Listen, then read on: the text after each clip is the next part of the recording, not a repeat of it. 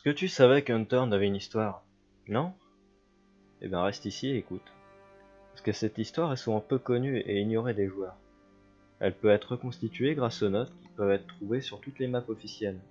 Cependant, le lien entre les différentes cartes ne sont pas toujours visibles.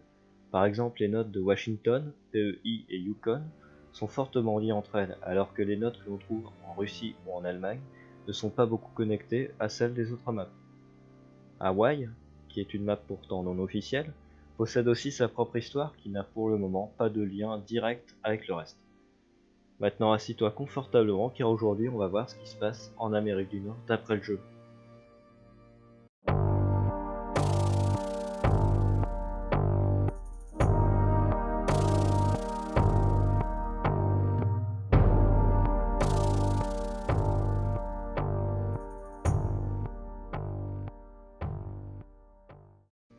Nous sommes en 1947 après Jésus-Christ. Toute la Terre est occupée par des terriens. Toute? Non. En juillet, les radars de l'armée américaine détectent deux objets volants. Craignant une attaque surprise, les deux appareils sont abattus. Le journal d'un ancien militaire pouvant être trouvé à Montague parle de deux soucoupes volantes, l'une s'écrasant près de la ville de Roswell au Nouveau-Mexique et l'autre étant perdue. Ces extraterrestres appartiennent à la Fédération Polysol, défendant les civilisations les moins avancées contre des pirates voulant voler les ressources de la planète. Le gouvernement américain annoncera au public qu'un ballon météorologique s'était écrasé, et mentira à la Fédération ne disant pas que l'armée avait tiré.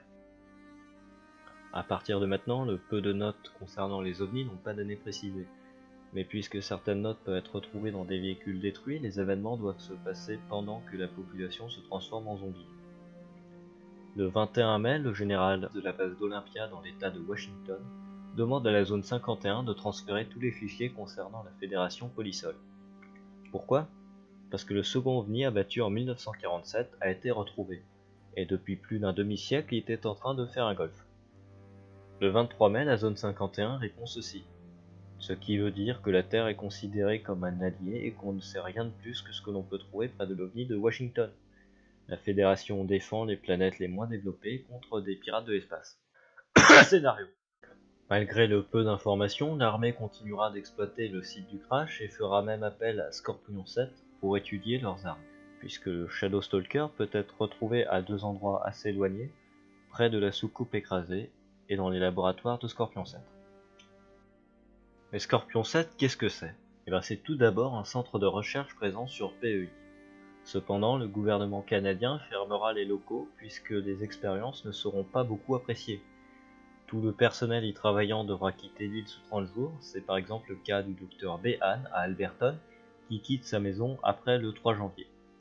Dans son journal, il nous apprend que Scorpion 7 va probablement être relocalisé dans l'état de Washington. Le 7 février, il commence son travail pour la chaîne de restaurants Big J à Off Limit dans la région de Yukon, concernant des armes hallucinogènes sous le nom de Berry Bush.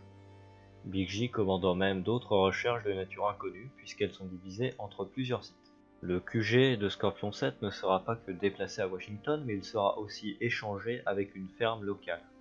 Le seul témoin de cette construction est une fille, Jeanne, scolarisée à Seattle, qui voulait rendre visite à son amie Laura. Le journal de Laura est trouvable dans la ferme Tignish. Elle n'a aucun souvenir de son ancienne vie et pense avoir toujours vécu sur PEI. Le seul signe prouvant que Scorpion 7 était ici est une pancarte à moitié enterrée dans le champ. La presse découvre l'existence des baies dans les produits Big J, donnant un meilleur goût et rendant les clients accros. Pendant ce temps, les labos créent une arme biologique qui n'est apparemment pas la première. Cependant, elle sera la première à être utilisée d'après le mot d'excuse écrit par un employé. Or, on sait que l'arme n'a pas été utilisée, il semblerait plutôt qu'un sujet de test se soit échappé, contaminant ainsi le centre de recherche.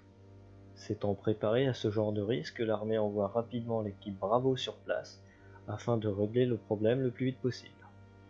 Cette mission sera un échec et l'infection touchera même PEI, malgré la destruction du pont la reliant au reste du continent. Cet épisode sur l'origine de l'infection dans l'univers d'Unturned est maintenant terminé.